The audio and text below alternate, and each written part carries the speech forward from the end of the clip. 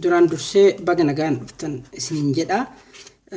Qophii sagantaa tumsa kitaaba afaan Oromoo irratti deeggarsa godhuudhaaf bakka jirtanii Oromoonni hundinuu waamicha koo dhageessanii baga nagaan dhuftanii itti aansuudhaan kaayoo sagantaa kanaa isin beeksisuu barbaada.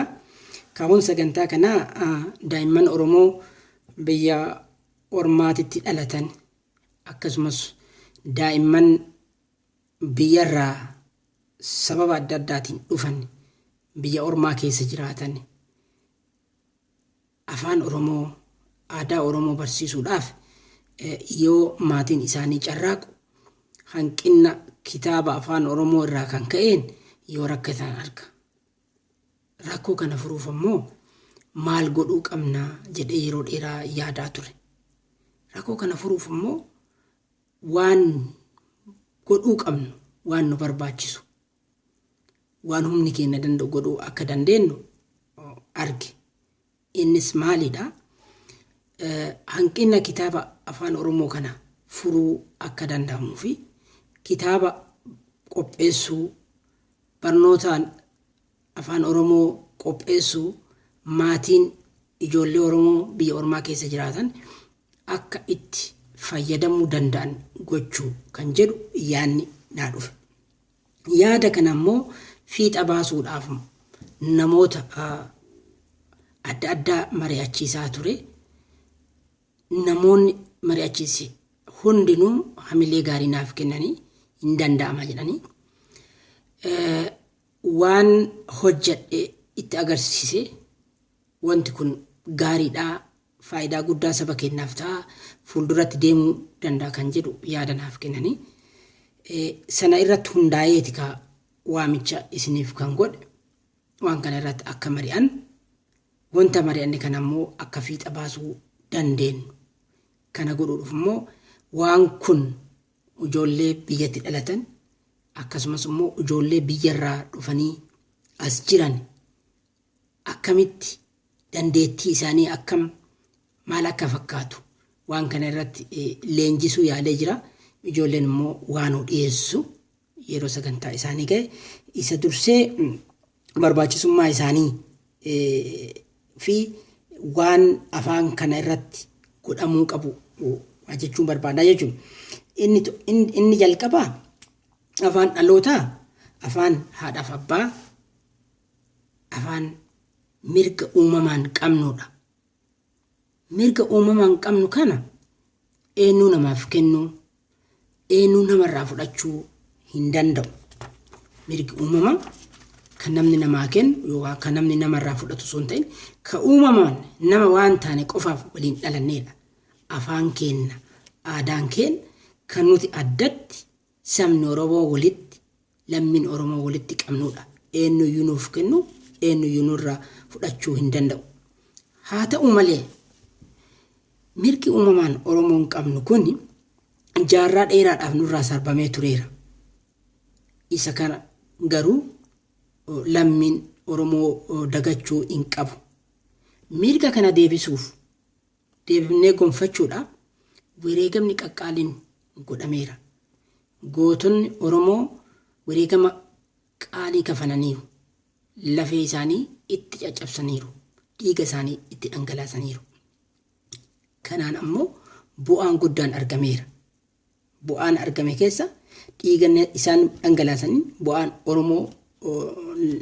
Oromoodhaaf gumaacha afaan keenyaaf aadaa keenya akka itti dhimma baanu taaneerra.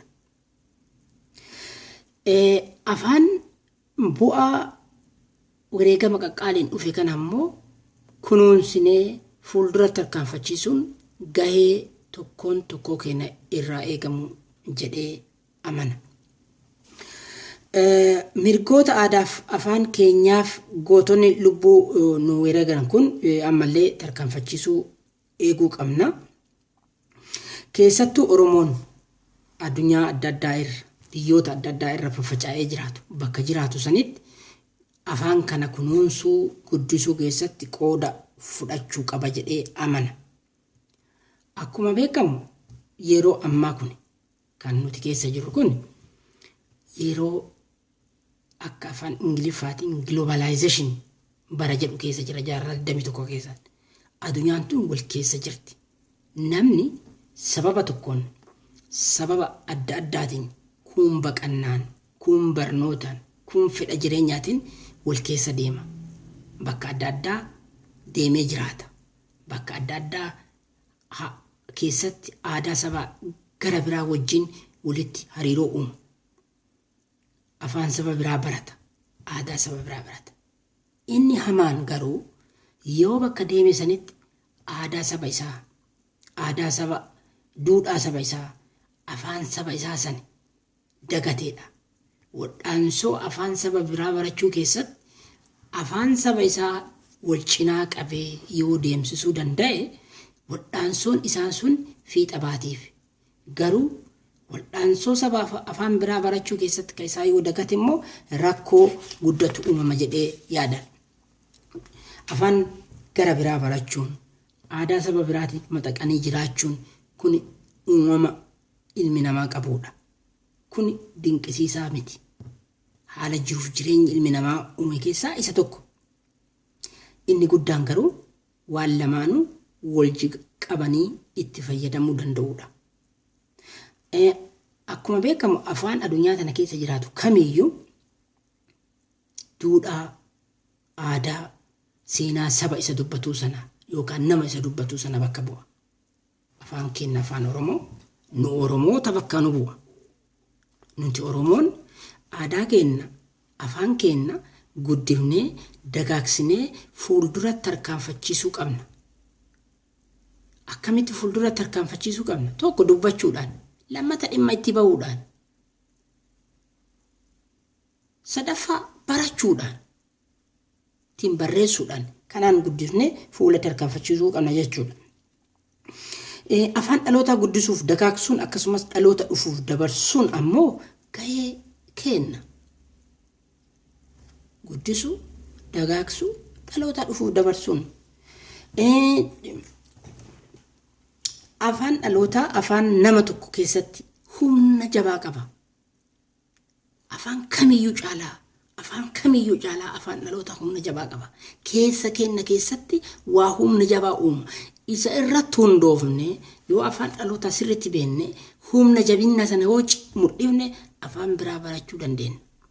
Afaan biraa barachuu keessatti illee gargaarsa guddaa nuuf kennaa jechuudha. Afaan dhalootaa afaan sagalee baay'ee miira namatti tolu kan keessa nama keessa burqu qabudha. Afaan dhalootaa jechuudha. Dandeettii yaada sammuu keenyaa guddisuu keessatti shoora olaanaa qaba. Afaan dhalootaa ijoolleen ijoollummaa isaanii irraa kaasanii afaan dhalootaa barachuuf yoo danda'an, yoo carraa argatan afaanota biroollee barachuudhaaf hireen isaanii bal'aadha. Safuu aadaa, duudhaa saba isaanii yoo beekan haala saniin duudhaa saba isaa biraa wajjin wal bira qabanii waan wal madaalchisaniif bu'aaniif jaalalli isaan saba aadaa isaaniitiif qaban guddaadha. Fakkeenyaaf fudhannu amala gaarii. Faallaa isaa immoo hammeenyummaa. Kan biraa sodaachuu, saalfachuu. Kan biraa immoo waa ugguu dandeettii addaa qabaachuu. Kan biraa hanqinaa fi jabina qabnu kan ittiin ibsuu dandeenyu afaan dhalootaatiin.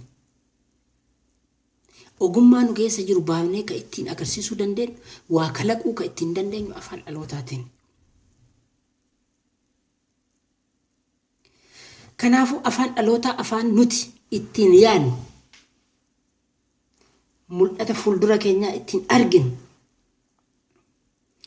kan yaadaa fi ilaalcha keenya ittiin ibsannu, waan qabnu immoo dhaloota dhufutti ittiin dabarfannu afaan uumamaan qabnudha. Afaan dhalootaa afaan eenyummaa keenya ittiin ibsannudha. Barbaachisummaan guddaan maalummaa keenya, duudhaa keenya, eenyummaa keenya ittiin ibsannudha. Mucaan tokko dhalatee hariiroo aadaa, duudhaa, maalummaa, saba isaatii wajjin ka hidhachuu danda'u inni jalqabaa karaa afaan dhalootaatiin. Hariiroo maatii irraa eegalee, firoota isaa irraa eegalee, hawaasa isaatti dabalamee, saba isaatitti dabalamee, maalummaa saba isaa beekee kan ittiin guddachuu danda'u afaan dhalootaa yoo beekee. Yoo afaan dhalootaa beeke waa'ee saba sanaa, duudhaa saba sanaa, seenaa saba sanaa, ilaalcha saba sanaa, qaroomina saba sanaa, falaasuma saba sanaa sirriitti hubata. Qaama saba sanaa ta'a yookaan keessummaadha. Waa'ee saba sanaa iyyuu beekuu hin danda'u. Ijoollee keenya dhallee keessummaa godhuu irra of eeggannoo cimaa godhuu qabna jechuudha. Ofitti amanamummaa mucaa sanaa cimsa. Hariiroo inni namoota saba Oromoo ta'an waliin qabu isaaf guddisa. Karaa gara biraatiin ijoolleen maatii isoon saba san keessatti dhalatanii aadaa isaanii, afaan isaanii hin beekne maal ta'u jennee yoo ilaalle waa'ee hubannoo saba isaanii hin qabne rakkoo adda addaa isaaniif saaxilamu. Quunnamtiin isaan aadaa fi saba isaanii wajjin qaban baay'ee xiqqaadha. Tokko ofitti amanamummaa hin qaban. Maatii isaanii wajjin walii hin galan. Maatiin kan dubbatu afaan biraati. Ijoolleen kan dubbatan afaan biraati. Walitti dhufeenyi isaaniiyyuu garagara. Yaadni isaaniiyyuu, ilaalchi isaaniiyyuu, mul'anni isaaniiyyuu garagara ta'a. Kanaaf saba isaanis ta'ee, biyya isaanis ta'ee, dhimma saba isaanis yoo tuffatan argina. Qomoo saba kamii akka ta'an beekuun isaan rakkisa.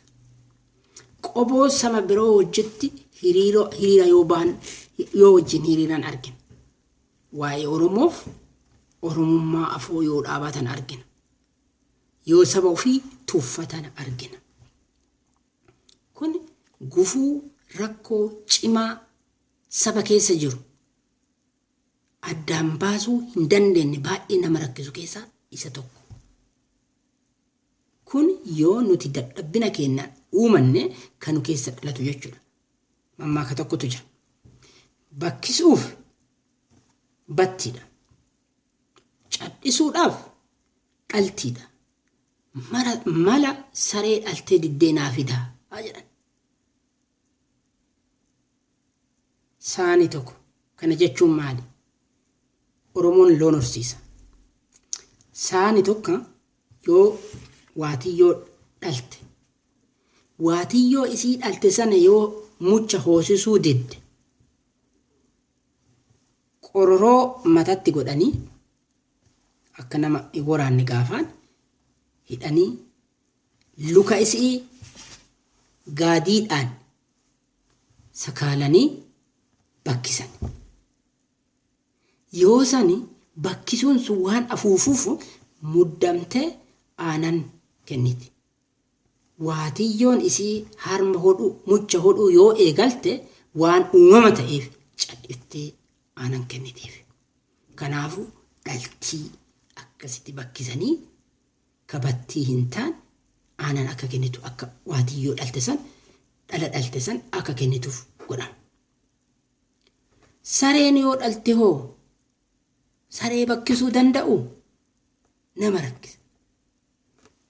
Kanaa wal fakkaata. Ijoolleen kun nurraa dhalatan dhala keenya. Afaan keenyan beekan, aadaa keenya beekan, deebanii nuunuu diina ta'an, nu lolan, nu afoo dhaabatan, qabsoo keenya qancarsan, yaada keenya qancarsan, yaada keenyan fudhatan, nu tuffatan. Hin ajjeefnaa dhalaakaa hin danda'u. Dhiisuu dandeennaa hin danda'u. Makuufoo yeroo itti makuutti ulfaata.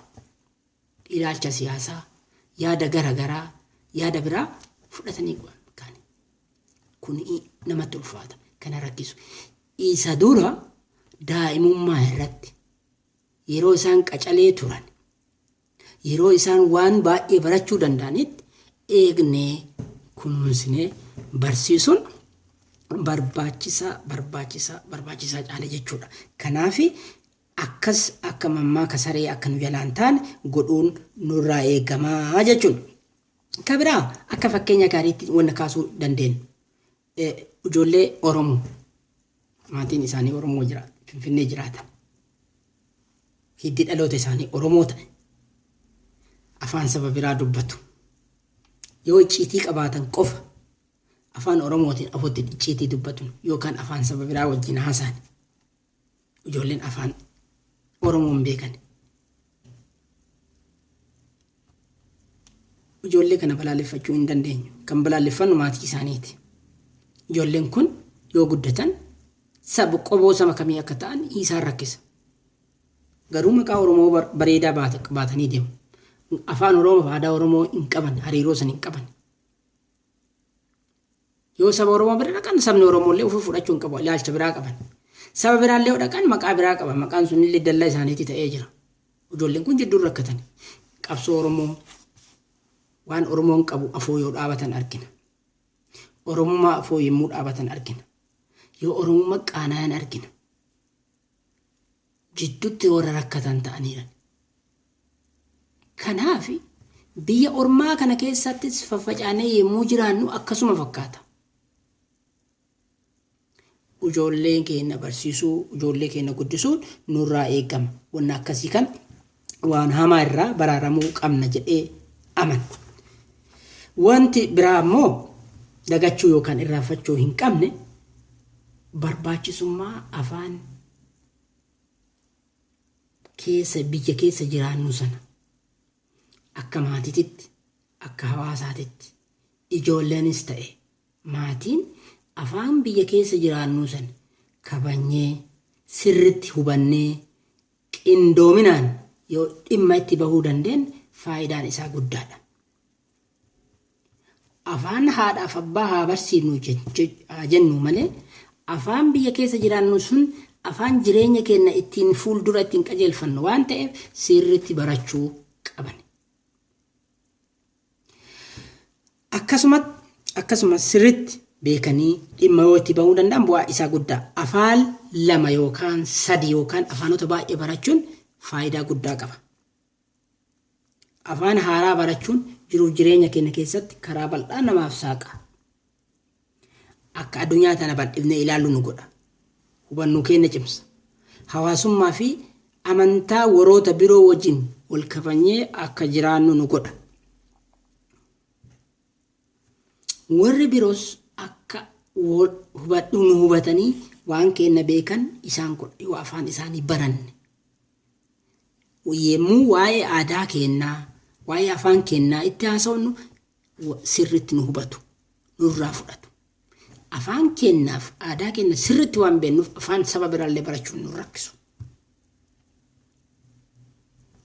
Maatiin ijoollee kana beekanii ijoollee isaanii dandeettii afaan baay'ee akka baratan gargaaruu qaban. Yoo afaan dhalootaa sirriitti beekan hubannoo gaarii mana keessa waa argataniif afaan lammaffaa barachuudhaaf illee baay'ee salphaan. Mana barumsaa keessatti gahee adda addaa keessatti hirmaannaa hawaasummaa adda addaa keessatti ijoolleen hirmaannaa yemmuu godhan argina. Kun immoo saba biyya keessa jiran san keessatti illee fudhatama guddaa qabu. Hariiroo jabaa waan qabaniif itti gaafatamummaa jamaa waan horataa guddataniif lammii gaarii saba isaaniitiif saba keessa jiraatan san walitti hidhan ta'anii guddatu. Riqicha ta'uu jechuudha. Kanaafuu yeroo nuti itti riqicha ijaarru, yeroo nuti itti dhakaa riqicha ittiin ijaarru walitti qabnu, yeroo nuti mukaa fi biyyee walitti qabnu, yeroo nuti riqicha kana sirriitti haala gaariin ijaarru yeroon isaa amma. Gaafa guddate dhakaallee fiduun nama rakkisa, bishaanillee fiduun nama rakkisa, walitti suphanii ijaaruun nama rakkisa. Yeroon ijaarru amma waan ta'eef amma itti yaaduun barbaachisaadha. Akka qorannoo adda addaa addeessutti ijoolleen maatii isaanii irraa maatii biyya ambaa keessa jiraatan hawaasummaa dafanii baruu. Garuu yoo maatiin faana hin buune, yoo maatiin hin hordofne waan baratan san hojiirra oolchuuf ni rakkatu. Maatiin kana faana bu'uu qaba. yoo maatiin faana hin buune afaan mana barumsaa san haasawu. Maatiin illee isa haasa. Afaan mana barumsaa sun afaan barnoota dhaloota irratti olaantummaa qabaata. Maatiin garuu gariin ammoo afaan mana barumsaa sana yoo baratan irra gaariidha, afaan dhalootaa irra hoo haasan afaan mana barumsaatiin dadhaboo ta'an jedhanii yaadu. Dhugaan garuu isa miti. Afaan dhaloota irratti dhiibbaan geessu. Ijoolleen afaan 3-4 barachuu danda'u. Qorannoon adda addaallee kana mirkaneessa, kana addeessa. Tokkoon tokko ijoollee keessan irratti isin laaluu dandeessu. Waan qorannoon jedhu san akka afaan 2-3 al tokko barachuu danda'an arguu dandeessu jechuudha. Kan keessa jiraatan san kan baratanii fi afaan Oromoo mana keessatti qofa hoo haasoftan akka yoo barsiiftan yoo ofii keessanis waa'ee sirna afaan seera afaan Oromoo hubattanii beektan sirri itti himuu dandeessan. Kaanillee wal deeggaruu danda'a jechuudha. Waliin faallessu. Inni kun jechuudha. Obbolaa wajjin, hiriyoota wajjin, hawaasa wajjin yoo dhufan waa'ee afaan kana akka baratan yoo goone itti dhimma baana. Yoo kaanoo waan kan beekne ta'e ifaajee ijoollee guddifnu ifaajeen kenna boombii ifaajee boombii ta'a. Nuun guddifnaan namni saba biraatti itti fayyadamu. Ifaajee boombii akka hin taane maal godhuun irra jiraata. Biyya keessa jiraannutti wal hariiroo uumannee ijoollee keenya cimsinee guddisuu qabna. Kanaaf immoo cichooma gaafata. Antummaa sabaa gaafata. Jaalala saba keenyaaf qabnu gaafata. Jaalala afaan keenyaaf qabnu nu gaafata. Gara kuteenya onnee irraa madde fiduu nu gaafata. Gara kuteenya onnee irraa madde immoo fiduuf immoo tokko obsa barbaachisa. Wal kabajuun barbaachisaadha. Namni tokko kophaa ofii barsiifatee eessaan ga'u ilmi kasabaati, intalli tasabaati. Wal gargaaruu qabna. Namni dandeettii adda addaa qabu, namni waa barsiisuu danda'u, namni hawaasa barsiisuu danda'u, namni akka fakkeenya gaariitti ilaalamtan saba barsiisuu, saba bira dhaabachuun barbaachisaadha. Yoo kana hin ta'in nu rakkisa. Yoo kana hin ta'in karaa irraa rakkisa. Dhugaan garuu akkuma waliin jenne sanitti wal bira dhaabachuudha jechuudha. Maatiin mana keessatti ijoollee isaanii akka afaan isaanii barachuu danda'an seera baasuu qaban. Tokko seerri salphaadha. Mana keessatti afaan keenya qofa dubbanna, afaan Oromoo qofa haasofna. Mana barumsaatti afaan saniin haasa'a. Maatii fira kennuu argatan isaan. Maatiin yoo bilbile firri yoo bilbile isaan. Waliin dubbanna, waliin haasofna. Mariin isa mana keessatti afaan haasa'uun afaan dhalootaati. Alatti ammoo afaan barnootaati. Kun waliin akka wal deeggaru godhuudha. Yeroo qo'atan, yeroo dubbisan, yeroo waa barreessan afaan saniin haa hojjetan. Maatii wajjin immoo hariiroon uuman kana haa ta'u. Yoo danda'amu maatii immoo sagantaa barnoota qopheessee haa hordofu. Isa kana godhuudha. Qabanii jechuudha. Seera kana hojiirra oolchuu qaban. Hawaasni dhimma barnootaa kana irratti gahee guddaa taphachuu qaba. Ijoollee barsiisuudhaaf yeroo walitti dhufuu qaba. Sagantaa adda addaa qopheessuu qaba. Haala maatiin guddina afaan dhalootaa keessatti hirmaatan keessa qabxiilee muraasa haa ilaallume. Tokko tarkaanfiin jalqabaa maatii mana keessatti fudhachuu qabu. Ijoolleen isaanii akka afaan dhalootaa jaalatan gochuudha. Akka ijoolleen afaan dhalootaa jaalatan wantoota adda addaa uumuun barbaachisaadha. Kun immoo mala maatiin akka ijoolleen afaan dhalootaa jaalatan godhan keessaa isa tokko jechuudha. Itti kanuu ijoolleen afaan dhalootaa barachuu, hubachuu akka itti dhimma bahan godhuudhaan maatiin itti agarsiisuu qaban. Barsiisuu qaban, hubachiisuu qaban. Haala gaariidhaan mana keessatti isaanii wajjin ofitti qabuudha. Ijoolleen yoo amanamummaa cimsan oduu durii adda addaa dhageeffachuu qaban. Yeroo baay'ee ijoolleen keenya dhaloota irraa kaasee qabna. Kaayoo arfan afaanii irra xiyyeeffachuu qabna. Haasa'uu qofaa miti. Tokko dhageeffataa cimaa akka ta'an. 2 dubbataa cimaa akka ta'an. Dubbisaa cimaa akka ta'an. Barreessaa cimaa akka ta'an. Kaayoon arfan afaanii afaan hundaafuu kan wal fakkaatu isa kana dubbisuu, barreessuu, dubbachuu, dhageeffachuu sirriitti yoo danda'an ijoollee saba kanaaf sagalee ta'an uumuu dandeenya. Biyya keessa jirru san kennatti barnoonni kennamu qulqullina waan qabu sirriitti waan hubatanii barataniif sirriitti waan beekaniif afaan isaaniitiin illee yoo sirriitti yoo itti himnee afaan isaanii dubbachuu danda'an ijoolleen kun saba kana ijaaruu irratti gahee guddaa taphatu. Kanaaf qaawwa jirtu kana cufuun nurraa eegama jechuudha. Kanaaf hundi kennaayyuu irratti hariiroo cimaa uumnee walii wajjin bakka irratti hojjechuu qabnu. Sabni Oromoo biyyoota adda addaa irra facaanee jiru hundinuu wal bira dhaabachuu qabna jedhee abdiin qaba, dhaamsas qaba. Inni kun oduu durii seenaa baacoo adda addaa ijoollee keenyatti himuu qabna. Afaan biyyoota keessa jiraannuutiin wantoonni adda addaa baay'een barreeffamaniiru. Ijoollee isaaniitii dubbisu. Garuu afaan keenyaan nuti ka dubbisnu kan barreeffamus waan jirre ka afaaniin afoolaan beenu baay'eetu jira. Isa ittiin warra waan barreessuuf deemu, warra afaan waa'ee kitaaba hojjetu jajjabeessuu qabna, bira dhaabachuu qabna. Inni kun barraa'uu qaba. Ayyaana qophii saba keenyaa ilaalchisee godhamu irratti hirmaachuu qabna. Ijoolleen akka hirmaatan, akka sagantaa adda addaa qopheessan, akka sagantaa adda addaa dhiyeessan carraa kennuufii qabna. Yoo isaan saba jaalatu, yoo isaan saba dhufu, yoo isaan eenyummaa ofii beeku, ani eenyu jedhanii of laalu. Hin rarra'anii nafan, miilaan lafa dhaabatu, ol guddatu, qajeelanii guddatu. Biqiltuun qajeeltee guddattu waa hundaaf fayyaddi.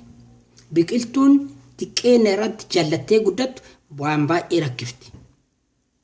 Kanaaf biqiloota keenya kana qajeelchinee haala gaariin guddisuun gahee ana irraa, isin irraa, tokkoon tokkoo keenya irraa eegamudha. Haala jireenya keenyaa, akkaataa dhaloota keenyaa, eessatti akka dhalanne, akkamitti barannee sadarkaa kana akka geenye ijoollee keenya iftoomaan osoon osin itti himuu qabna. Gaafa dhoksine guddatanii yoo irra gahan sobdoota isaan ufuu hin taane jedhanii nu tuffatu, nu jibbu. Hariiroon keenya adda cita. Kanaafuu ijoollee keenyatti kana himuu qabna. Namni gariin kun wantoota qorannoo adda addaa biyyoota addunyaa tana irratti gaggeeffamu keessa deemamne hubannoo achirraa argame irraa kan haasaa godhaa jiran kan dubbachuu jedhu. Kitaaba afaan dhalootaatiin barreeffame haala danda'ameen barbaannee qabaachuu qabna. Namoonni yoo barreessan irraa bitachuu qabna. Hamileen jajjabeessuu qabna. Maallaqaan jajjabeessuu qabna. Akka waa barreessan godhuu qabna. Warri waa hin barreessuu fedha qabdan barreessaa. Afaan ummata miliyoona 50 barreeffamu miliyoona 50 nama barbaachisa. Nama baay'een nama miliyoonaan ka'uu qaba. Kitaaba miliyoonaan lakkaa'amu barreeffamuu qaba. Barnoonni sirriitti qophaa'uu qaba. Qindoominaan jiraachuu qaba. Kuni afaan kana guddisa, hin dagaagsa. Afaan saayinsii fi teekinooloojii godha. Ijoollee dhimma itti ba'u, ittiin qorannoo gaggeessu, ittiin qo'annoo gaggeessu. Kanaaf sagantaalee afaan dhalootaa miidiyaa adda addaatiin darbu afaan dhalootaatiin hordofuu qaban. Faaruu weedduu adda addaa dhageeffachuu qaban. Kana qonqami'aa sagalee miira nama keessatti akka uumu. Faarfattoonni adda addaa, weeddiftoonni adda addaa yoo sirban, yoo weeddisan kana dhageeffachuun barbaachisaadha.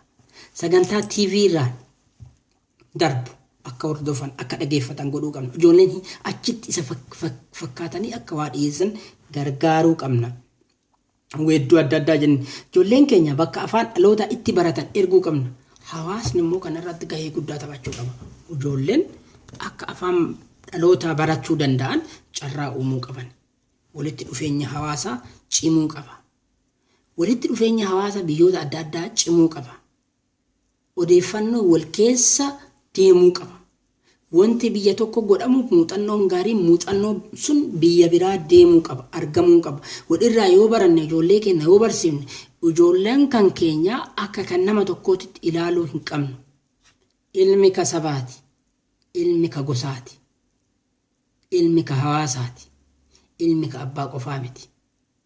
Intalli ta gosaati, intalli ta sabaati, intalli ta hawaasaati, intalli ta abbaa faadhaa qofaa miti. Ilmi ka haadhaaf abbaa qofaa miti. Kanaafuu ani ka ilma gosaati, ani ilma sabaati, ani ilma haadhaaf abbaati. Akkasitti yoo ilaalle haadhaaf abbaa koo tajaajila, gosa koo tajaajila, saba koo tajaajila, hawaasa koo tajaajila, ilmi ka biyyaati, ilmi ka adunyaati. Adunyaa tanaas gumaacha godha. Adunyaa kanas in tajaajila jechuudha. Yookaan uduu dhalachuu dhabaatee wayya. Uduu dhalchuu dhabaatee wayya. Osoo da'uu dhabaatee wayya. Yookaan kanan taane jechuudha.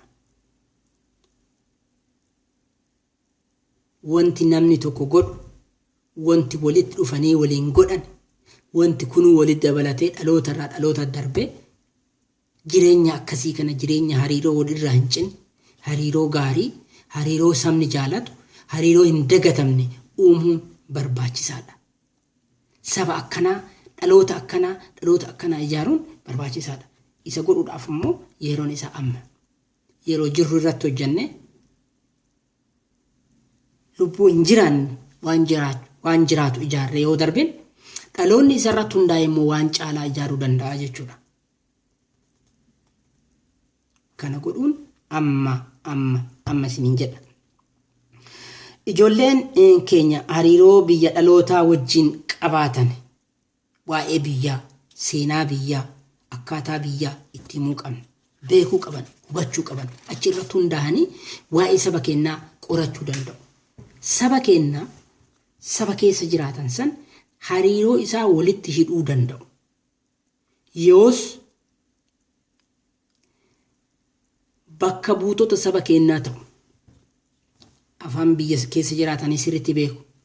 Seera biyya keessa jiraatanii sirriitti beeku. Biyya keenya bakka bu'anii sagalee keenyas dhageessisu. Tumsa nuuf ta'u, qomoo nuuf ta'u. Waan goonu keessa hariiroon keenya ni cimaa jechuudha. Kanaaf saba akkanaa ijoollee biqiloota akkanaa guddisuun akkam gaarii hin taane eentu afoo dhaabata. Kun barbaachisummaa guddaadha. Hundi keenya kana irratti harka wal qabannee haa kaanu, haa hojjannu, haa jabeessinu, aadaa haa guddifnu, afaan haa guddifnu, afaan haa dagaagsinu, walii wajjin haa hiriirru, tokkummaa haa jabeessinu, haa cimnu isiniin jedha. Waan na dhageeffataniif baay'ee galatoomaa. Horaa bulaa. Yeroo biraa immoo sagantaa biraatiin walitti deebina. Galatoomaa isiniin jedha.